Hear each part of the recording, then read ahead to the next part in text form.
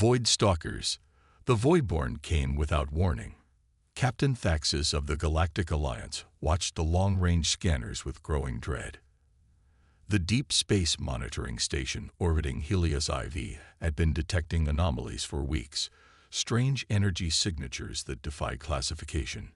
Now those anomalies had materialized into something terrifying. "What am I looking at?" Thaxis demanded, his four eyes blinking in rapid sequence, a sign of extreme stress among the Quarian species. Science Officer Nema, her translucent skin pulsing with bioluminescent patterns of concern, gestured at the holographic display.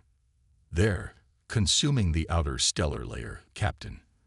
The star is being systematically harvested." The feed showed what appeared to be thousands of obsidian-like structures, each roughly the size of a small moon, arranged in a perfect geodesic sphere around Helios, the system's star. Tendrils of plasma were being drawn from the star's corona, channeled through the formation. "Send the emergency signal. Now." Thaxis's voice was unnaturally calm, even as his secondary hearts pumped with evolutionary panic. "All channels are being jammed, sir." Communications officer Zren's tentacles were working frantically across his console. "We can't get a message out." Thaxis turned to look at the primary viewport. The vast observation window that normally displayed the comforting golden glow of Helios now showed something else. The star was visibly dimming, its brilliance fading like a candle in a strengthening wind. "Evacuation protocols. Get everyone to the emergency vessels." Thaxis' order was met with immediate action, the bridge crew moving with practiced efficiency that belied their terror. As the station's alarm blared, Thaxis knew their chances were slim. The Galactic Alliance had enjoyed 3 centuries of relative peace. Their defensive capabilities were ceremonial at best, and whatever was happening to their sun was occurring at a terrifying pace. "Sir, the star's mass has decreased by 18% in just 40 minutes, Nema reported, her voice barely audible over the station's warnings. "How is that even possible?" Thaxis whispered, more to himself than expecting an answer. The holographic display updated, showing the alien structures repositioning. Several broke formation, turning toward the station. "They've detected us," Tactical Officer Vin announced. 3 objects are on an intercept course." Thaxis felt the weight of command press down on him. "How many evacuation ships are away?" 4 of 12, sir. Approximately 30% of personnel. Divert all power to the shields. We need to buy them time." As the black structures approached, Thaxis saw they weren't ships in any conventional sense. They'd moved like liquid metal, reforming their shapes as they came closer, sharp angles shifting to spear-like projections aimed directly at the station. "What are they?" Nema whispered, abandoning her scientific detachment in the face of something so alien. Thaxis didn't answer. The beings, if they could be called that, were clearly intelligent, coordinated, and they were stripping Helios bare with methodical precision. The station shuddered as the first structure made contact. There was no explosion, no dramatic impact. Instead, the alien object simply phased through their shields like they didn't exist. "Impossible," Vin shouted. "Our shields are at full capacity." The next impact came not from outside, but from within. The station's power core began to fluctuate wildly as something interfered with its containment field. "They're draining us, just like the star," Nema realized. "They feed on energy itself." The lights flickered. Emergency backups engaged, bathing the bridge in red. Thaxis watched as the alien structure that had penetrated their shields began to change again, spreading across the station's hull like a stain. "Evacuation status," he demanded. 7 ships away, Zren reported, but the launch bays are being compromised. Thaxis made his final decision. Launch the remaining ships, ready or not. Override safety protocols.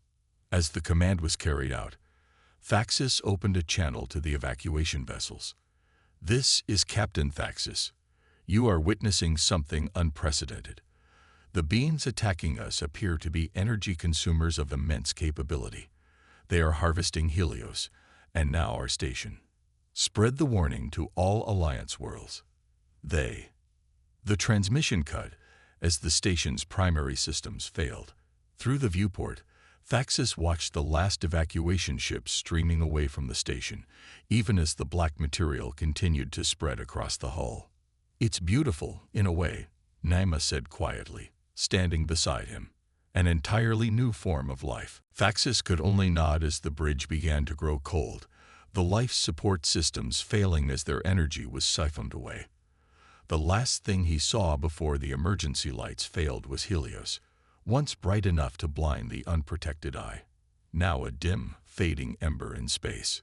3 weeks later, across the galaxy in a classified orbital facility above Earth, Commander Ilara Chen stood before the viewport of humanity's most ambitious project. "The Nemesis is ready, Commander." Chief Engineer Marcus Okafor's voice carried a note of pride that matched Ilara's own feelings. Final system checks complete.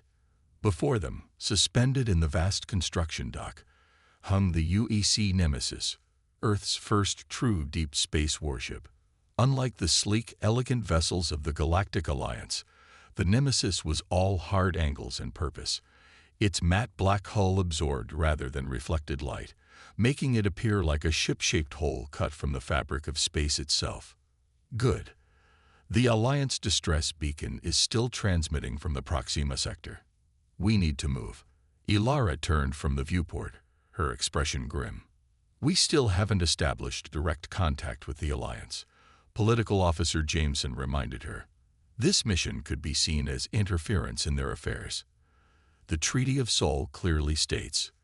The treaty became irrelevant the moment those distress calls started coming in. Ilara cut him off. "Whatever's happening out there has already destroyed 3 star systems. If it reaches us..." She let the implication hang. Since first contact with the Galactic Alliance 80 years ago, humanity had maintained a cautious relationship with the vast interstellar community. Earth had been granted observer status, allowed limited trade and cultural exchange, but kept at arm's length from full membership. The Alliance, comprised of 17 advanced species, had viewed humans with a mixture of curiosity and concern. Humanity's rapid technological development and history of conflict made them unpredictable in the eyes of species that had enjoyed millennia of relative peace. "Is the ship truly combat-ready?" Admiral Kawasi asked from the head of the briefing table. "We've never tested the quantum resonance drive in actual battle conditions." "No, sir," Ilara admitted. "But every simulation suggests it will work. And the Proxima refugees won't last much longer in deep space." The Admiral nodded slowly. "You understand the stakes, Commander. If we reveal our true capabilities to the Alliance..." "With respect, sir, I think survival takes precedence over politics at this point." Ilara gestured to the tactical display where a simulation showed the mysterious entity's path of destruction through 3 Alliance star systems. "These things, whatever they are, don't seem interested in negotiation." The silence that followed was broken by the emergency comms channel. "Admiral, we've intercepted another transmission from the Proxima refugees. Their life support is failing." Admiral Kawasi's expression hardened with resolve. "Prepare the Nemesis for immediate launch." "Commander Chen, this mission is now designated Operation Black Star. Your primary objective is to rescue the Proxima survivors. Secondary objective, gather all possible intelligence on these hostiles." Ilara nodded. "And if we encounter the hostiles directly?" "Use your judgment, Commander." The Admiral's eyes locked with hers. "But remember that the Nemesis represents Earth's best-kept secret. If these beings are as dangerous as they appear, you may be humanity's first and last line of defense." The Nemesis erupted from Earth's solar system like a phantom, its quantum resonance drive bending spacetime in ways that the Galactic Alliance's scientists had theorized but never achieved. The technology allowed the ship to move through space without the traditional limitations of sublight engines or the established interstellar gates that the Alliance relied upon. "Approaching the distress signal coordinates," announced Navigator Lian Wei. "Quantum resonance field stable at 97%. Ilara stood at the command station, the bridge around her humming with focused energy. Unlike the spacious, almost ceremonial bridges of Alliance vessels, the Nemesis's command center was compact, utilitarian, a reflection of its true purpose. "Scan for life signs," she ordered. "Multiple readings detected," reported Sensor Officer Dias. "Consistent with Alliance refugee vessel design. They're running on emergency power only." "Any sign of the hostiles?" "Negative, Commander. But there's significant debris in the area. Appears to be remnants of Alliance military vessels." Ilara frowned. The Alliance's defense forces, while not formidable by human military standards, should have been able to put up more resistance. "Bring us alongside the largest refugee vessel. Prepare for emergency docking." As they approached, the true scale of the disaster became apparent. What had once been a convoy of Alliance ships was now a scattered graveyard of hulls. Only 3 vessels still showed life signs, clustered together in a defensive formation. "They're hailing us," Communications Officer Harper announced, surprise evident in her voice. "Put them through." The view screen activated, revealing a gaunt, blue-skinned figure with 4 arms clutching a control panel for support. Behind him, Ilara could see dozens of different species crowded into what appeared to be a cargo hold repurposed as living quarters. "This is Administrator Velix of the Proxima Tertius colony," the alien wheezed, clearly struggling to breathe in the low-oxygen environment. "Identify yourselves." "This is Commander Ilara Chen of the Earth vessel Nemesis. We're responding to your distress call." The alien's multifaceted eyes widened. "Earth. You're human?" "Yes. We're here to help." "Impossible. Earth is a protected system. Category 3 development status. No deep space capability." Ilara allowed herself a small smile. "Clearly, there's been a misunderstanding. Prepare for emergency docking and evacuation." The rescue operation proceeded with military precision. As the survivors were brought aboard the Nemesis, the ship's medical staff encountered species they had only seen in Alliance data packets. Many were suffering from radiation exposure and oxygen deprivation. Among the refugees was Scientia Talia Voss, a senior researcher from the Proxima Tertius Science Academy. Unlike Administrator Velix, she showed little surprise at the humans' capabilities. "I always suspected your species was concealing its true development level," she told Ilara as they walked through the medical bay. "A prudent decision, in retrospect." "What happened at Proxima Tertius?" Ilara asked, steering the conversation away from humanity's technological deception. Talia's 4 eyes blinked in sequence, a sign of deep distress among her kind. "They came without warning. Thousands of them, surrounding our star in a geometric pattern. We didn't understand what was happening until it was too late." "What are they?" "We call them the Voidborn. They appear to be a collective intelligence that feeds directly on stellar energy. They don't just harvest resources like conventional species. They consume the very essence of stars." "How many systems have they taken?" "That we know of, 8 complete systems, with preliminary harvesting detected in 12 others." Talia's voice dropped. "They're spreading exponentially, Commander. Each star they consume seems to fuel the creation of more collector units." Ilara felt a chill that had nothing to do with the ship's temperature. "Do they communicate? Has anyone established contact?" Several attempts were made. All failed. The Voidborn appear to register other life forms only as obstacles to energy acquisition, or as energy sources themselves. Talia gestured to a badly injured Alliance soldier on a nearby medical bed. "When our defense forces attempted to stop them, the Voidborn simply fed on their ship's power sources. Weapons, shields, life support, all drained in minutes. All weapons." Ilara pressed. "Did anything prove effective?" Talia shook her head. "The Alliance's defensive philosophy has centered on energy-based weapons for centuries, against entities that absorb energy." "A fundamental mismatch," Ilara finished. "Indeed. But your ship?" Talia looked around curiously. It operates differently than Alliance vessels, doesn't it? I can feel it in the deck plating. A different vibration. Before Ilara could respond, her comm unit activated. Commander to the bridge. Priority alert. On the bridge, Tactical Officer Jackson had news that changed everything. "We've analyzed the sensor data from the refugee vessels," he reported. "The Voidborn aren't just consuming stars randomly. They're following a pattern." He brought up a galactic map, highlighting affected systems. "They're working their way inward from the rim, star by star." "And their current trajectory?" Ilara asked, though she already suspected the answer. "Based on their harvesting pattern and speed." Jackson's voice was steady, but his expression grim.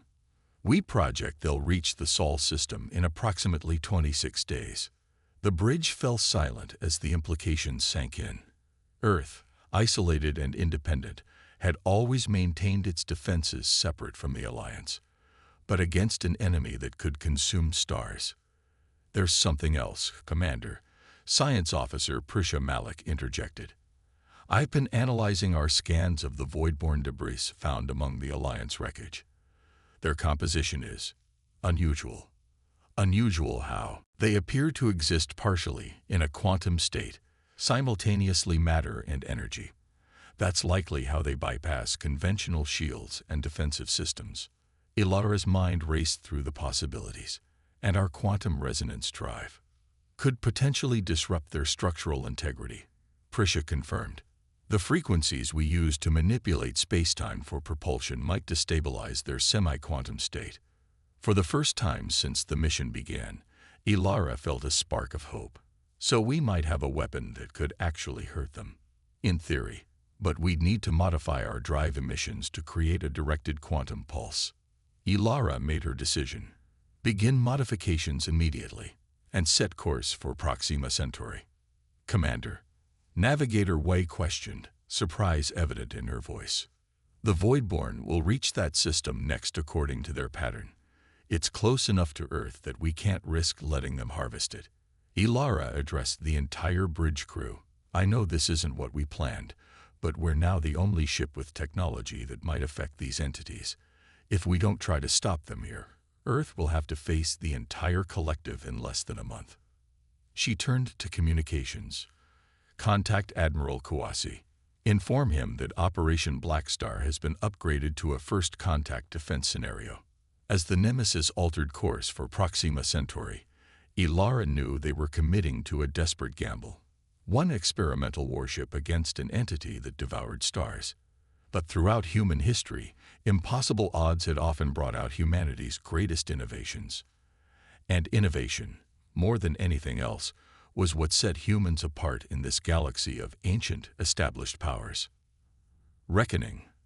Proxima Centauri glowed a healthy orange-red through the Nemesis's viewport as the ship moved into position. The closest star to Earth's sun had always held a special significance for humanity. The first potential destination in mankind's long-imagined journey to the stars. Now it would be the battleground where humanity made its stand. "The Alliance command vessel has arrived," Communications Officer Harper reported. "Admiral Zextral is requesting to board." Commander Ilara Chen nodded. "Grant permission. Have security escort him to the conference room." When Admiral Zextral entered the Nemesis's conference room, his reaction was exactly what Ilara had expected, a mixture of shock and suspicion. The Trilaxian Admiral's chitinous exoskeleton clicked softly as he assessed the human vessel's interior. "Your ship should not exist, Commander Chen," were his first words, mandibles flexing with agitation. "Earth is classified as a developing system with minimal spacefaring capability." "A convenient fiction," Ilara replied, gesturing for the Admiral to take a seat. "One that has served us well." The Admiral remained standing. "The Alliance High Council has monitored Earth for decades. Your species' propensity for conflict made full integration premature. And yet here we are," Ilara said, "with the only weapon that might work against the Voidborn." Zextral's compound eyes studied her. "What makes you believe your vessel can succeed where an entire Alliance battle group failed?" Science Officer Malik stepped forward, bringing up a holographic display of the Voidborn's quantum structure. The entities you call Voidborn exist partially in a quantum state. Your energy weapons are ineffective because the Voidborn simply absorb and convert that energy. We are aware of our failures, Zextral said stiffly. 3,000 Alliance personnel died discovering this information. Our quantum resonance technology operates differently, Malik continued. Instead of delivering energy to a target, it disrupts the quantum field itself. We believe this will destabilize the Voidborn structure.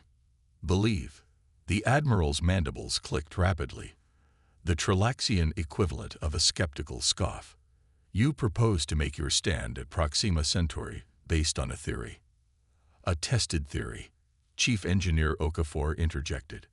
We've modified our drive system to emit directed quantum pulses. The simulations are promising. Zextral turned to Ilara. Commander, I appreciate your species' enthusiasm, but this is reckless. The Alliance evacuation fleet is already en route to move the Proxima colonists. I recommend you join the evacuation when the Voidborn arrive in force.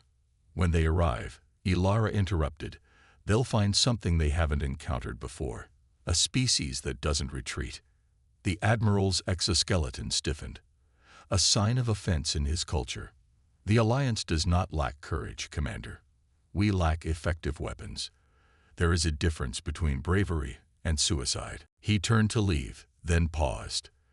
The Alliance cannot officially sanction this defense attempt, but I will delay the final evacuation transports by 12 hours. That is all the time I can give you.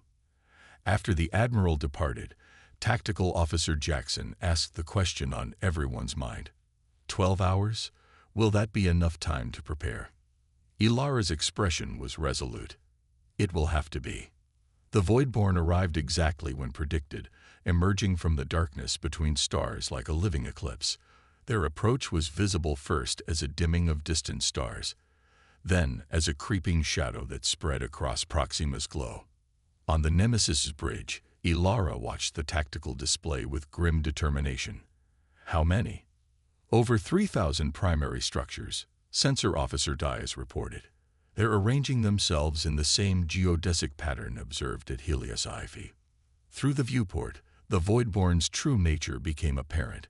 What from a distance appeared to be solid black structures were actually swarms of smaller entities moving in perfect coordination, like schools of fish forming living ships. The quantum pulse generators are charged and ready, Chief Engineer Okafor reported from engineering.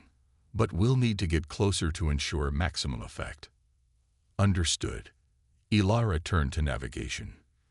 Take us in, 1/4 thrust. Maintain quantum shielding at maximum. As the Nemesis approached the Voidborn formation, several of the alien structures broke away, moving to intercept. They've detected us, Jackson announced. 3 structures on approach vector. Hold course, Ilara ordered. They haven't encountered our shielding technology before. Let's see how they react. The first contact between human technology and the Voidborn came moments later. Unlike their effortless penetration of Alliance shields, the entities seemed to recoil from the Nemesis quantum field. It's working, Malik exclaimed. Our quantum shielding is disrupting their structural integrity. On the tactical display, the approaching Voidborn structures appeared to ripple and fluctuate, struggling to maintain cohesion as they neared the human vessel. They're adapting, warned Jackson, changing formation to surround us. Ilara had expected this. Prepare to fire the first quantum pulse. Target the largest concentration. The Nemesis modified drive emitters gathered energy, the ship's lights dimming momentarily as power was redirected. When the pulse fired, there was no visible beam or projectile, just a distortion in space itself that rippled outward from the ship. Where the pulse intersected with the Voidborn, the effect was immediate and catastrophic. The entities carefully maintained quantum state collapsed, converting their semi-energy forms back into conventional matter. Hundreds of the smaller component entities disintegrated instantly, while larger structures fractured and drifted apart. Direct hit, Jackson reported, unable to keep the excitement from his voice. 30% structural collapse in the targeted section. The remaining structures are pulling back, Diaz added. They appear to be reassessing. For the first time since they had appeared in Alliance space, the Voidborn collective hesitated. They're communicating, Malik observed, studying her readings. Quantum entanglement patterns suggest a collective intelligence processing new information. They're learning, Ilara said. Prepare second pulse. Different frequency this time. Before the order could be carried out, the Voidborn responded.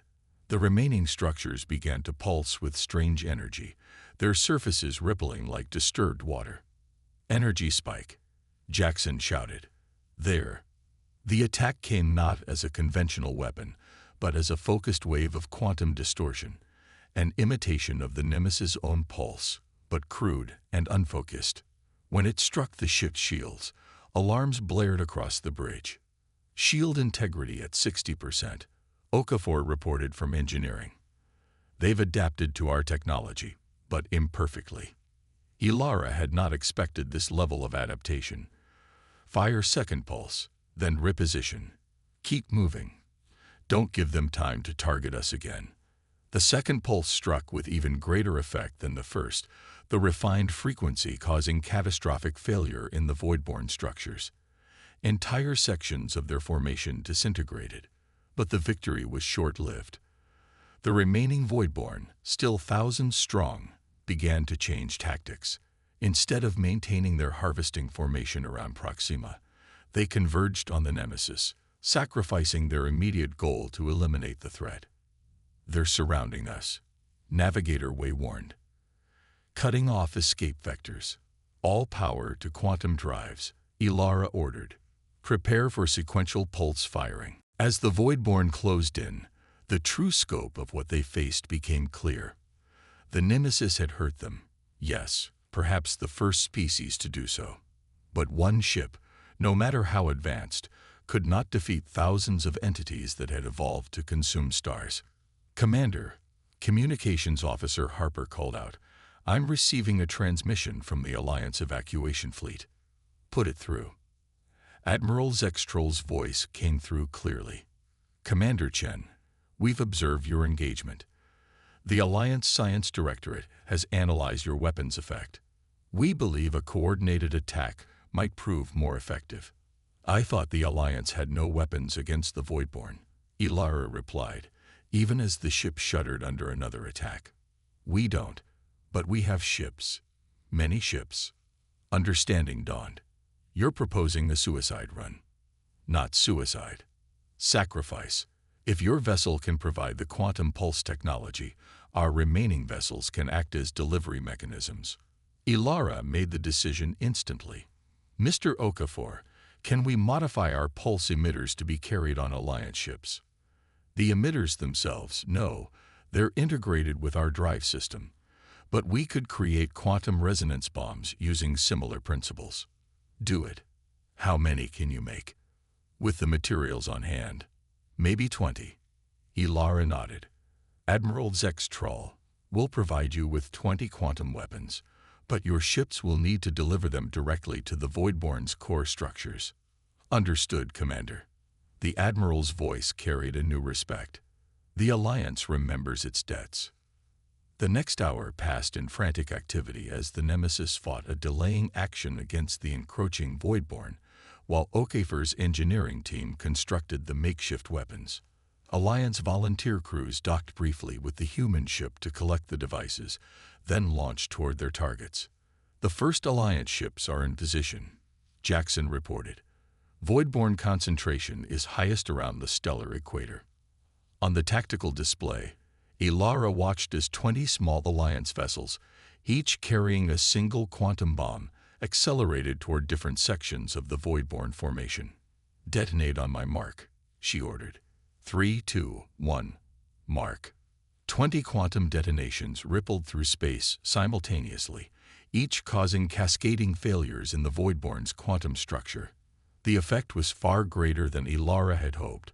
The coordinated attack created a resonance pattern that amplified each individual blast. Nearly 60% of the Voidborn collective collapsed instantly, their carefully maintained quantum state destabilizing into conventional matter that dissipated into space. The remaining structures are retreating, Diaz announced. They're breaking formation and accelerating away from the system. For the first time in the known history of their expansion, the Voidborn were running. Pursuit course? Navigator Way asked. Ilara considered it briefly, then shook her head. No, we've done what we came to do. Let them flee. And let them carry the message to the rest of their collective. Message, Commander? Jackson asked. That not every species in this galaxy is prey. Ilara watched as the last Voidborn structures disappeared into deep space, and that humanity is now part of this galaxy's equation. 3 weeks later, the Nemesis returned to Earth orbit, but not alone. A delegation of Alliance vessels accompanied it, not as escorts, but as an honor guard. In the Earth Central Administrative Building in Geneva, Commander Ilara Chen stood before the combined Earth Defense Council and a delegation of Alliance representatives. The events at Proxima Centauri have fundamentally changed the relationship between Earth and the Galactic Alliance, intoned High Chancellor Mix-4, the Alliance's senior diplomat. For centuries, we believed we had achieved the pinnacle of technological development. We were mistaken. Admiral Kouassi nodded. Earth has maintained its independent development path for good reason, Chancellor. History has taught us that complacency leads to vulnerability, a lesson we have now learned at great cost. The Chancellor acknowledged. The Alliance offers formal recognition of Earth's sovereign status and technological parity. Furthermore, we propose a new defensive coalition, with humanity taking a leading role in developing countermeasures against the Voidborn threat. Ilara watched as the politicians and diplomats formalized what had been won in battle. The Alliance's attitude toward humanity had shifted overnight from patronizing tolerance to respectful partnership. The Voidborn will return, Scientia Talia Voss said quietly, standing beside Ilara away from the main proceedings. They've consumed hundreds of stars.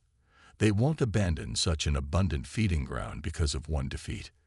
I know, Ilara replied. But next time, we'll be ready. You knew, didn't you? Talia asked suddenly. Your government. You knew about the Voidborn before they reached Alliance space. Ilara remained silent. The Nemesis wasn't built in 3 weeks, Talia continued.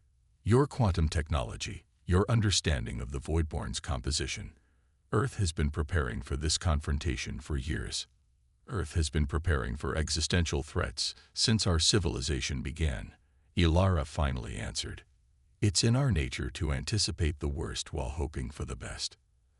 As the diplomatic proceedings concluded, Admiral Kouassi approached Ilara. The Defense Council has approved the Sentinel Initiative. Construction begins next month on 50 vessels using the Nemesis design. 50. Ilara couldn't hide her surprise. The galaxy is a more dangerous place than we realized, Commander, and humanity appears to be uniquely qualified to face those dangers. He handed her a data tablet. Congratulations, Captain Chen.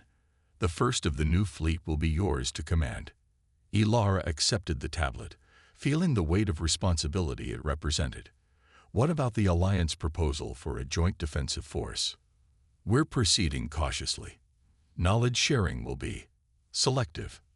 As Earth's leaders and the Alliance delegation filed out of the chamber, Ilara remained behind, looking through the massive windows at the sprawling complex of shipyards that had been hidden beneath Geneva Lake.